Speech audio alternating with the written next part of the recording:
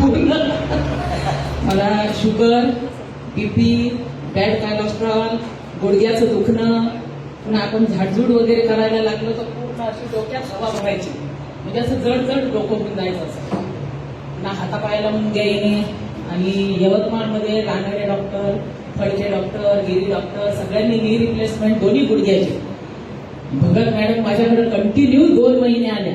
मी ऑपरेशनची तयारी केली होती, पण त्यामुळे मॅडम तुम्ही ऑपरेशन करू नका, एकदा तुम्ही हे औषध घ्या आणि काय रिझल्ट येतो ते बघा.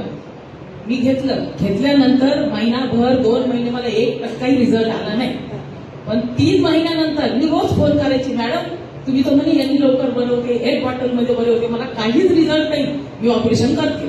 पण त्यामुळे नाही मॅडम थांबा, 3 महिने तुम्ही घ्या मग सांगा. मग 3 महिने मी घेतलं, पण नंतर मला हळूहळू चांगला रिझल्ट आला. 28 वर्षापासून दुखणं होतं मला गुडघ्याचं, तर मी रोज पेन किलर घ्यायची.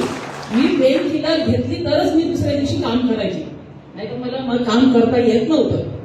चालायचं असलं इथून तिथपर्यंत चालायचं म्हटलं मला 10 मिनिटं लागायची.